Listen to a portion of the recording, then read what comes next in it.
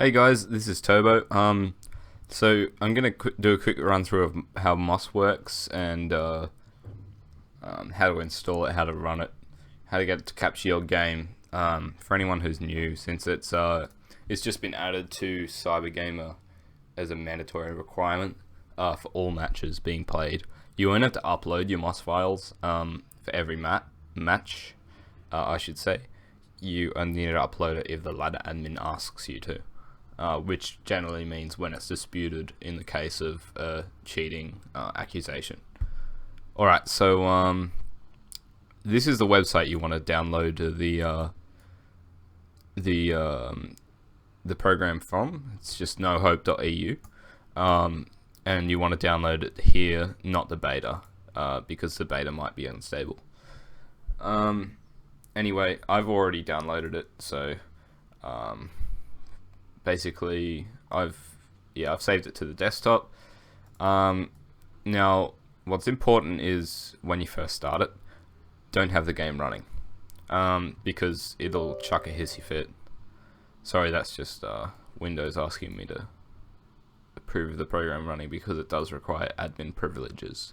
Ensure that you're on I'm sure most of you are on an administrator account, but yeah, Moss needs to be run on an administrator account to run. And so this is Moss. Pretty simple, ugly program. Basically, you have your settings here in parameters. Parameters is like essentially settings. And you want to select Rainbow 6. This makes sure it takes screenshots at the right frequency, so that's like 120 seconds. And it'll also include your game settings file, which I guess it's sometimes useful to ladder admins in the case of disputes. So now we've done that, you can click Start Capture, and then it'll tell you it's waiting for game, which means it's waiting for the game to start up. This is why you don't really want to start the game before running Moss, or else it'll not let you. Now the window automatically minimizes itself now, which is a recent update, I believe. But if you accidentally bring it back up and you can't get it to go away because there's no minimize button, just click Windows down, Windows key and down. That's a shortcut to minimize any window.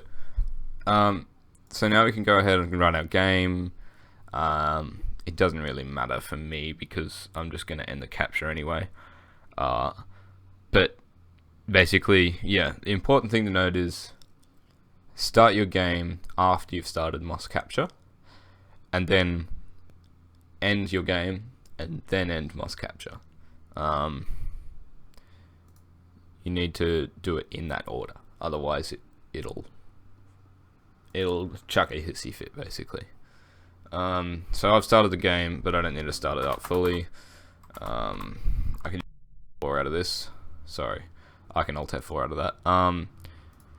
And now it's saved a Moss file. Oh, sorry, no, it hasn't. So it's still running. ESL wire is not active because that's only for ESL cups where it requires wire, which is not many in Australia.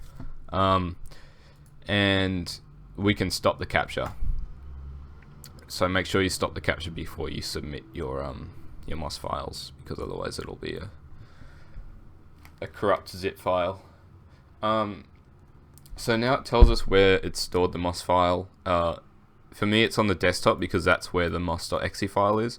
If your moss.exe file is somewhere else, like your documents or your downloads, then this Moss folder will also be there. So this is where the zip file is held. And we can go on, and I'm just going to minimize this. We can go on and open that up. So it's got some screenshots here. It's my first monitor. This is my second monitor. Then, yeah, it's got some of them are black, which I think maybe from when the game was first starting up or something. I'm not entirely sure. I'm not entirely sure where the black screenshots come from, but usually it actually captures my game. It's got your game settings here, and it's also got the log file of your background processes, and and your specs and stuff like that. That's sometimes useful to the ladder admins in the case of a dispute. Alright, so one other thing to note, I'll just quickly say, you can't start another capture after you've stopped one in the same instance of a MOS program. It'll say you have to exit MOS and restart it. So basically, you run MOS once, you'll be able to get one capture, and if you stop the capture, you'll have to start it again, start MOS again, sorry. So you just quit it, and then you can open it back up.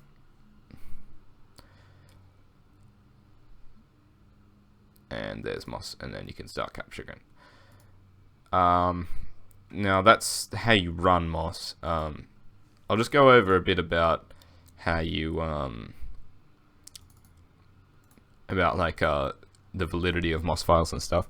So you can rename a MOS file, and MOS will still recognize it as a valid MOS file, even though it's renamed.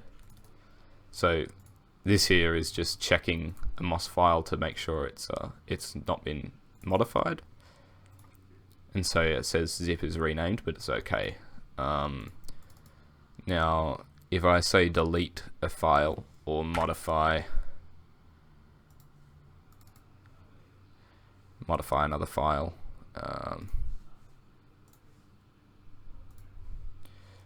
so I say delete a bunch of that, save it, and now I can check it, and turns out it says that game settings INI, the file I deleted a bunch of stuff off, is corrupted, and the JPEG is missing, and the zip is corrupted as an invalid file, and the admins won't accept this as an anti-cheat file, and you'll probably be suspected of cheating if that comes up. So make sure you don't modify your anti-cheat files. You are allowed to rename them for your own convenience, but you're not allowed to modify anything else about them. Yeah, so that's pretty much all I need to explain about MOS, and I hope this helped anyone who was unsure.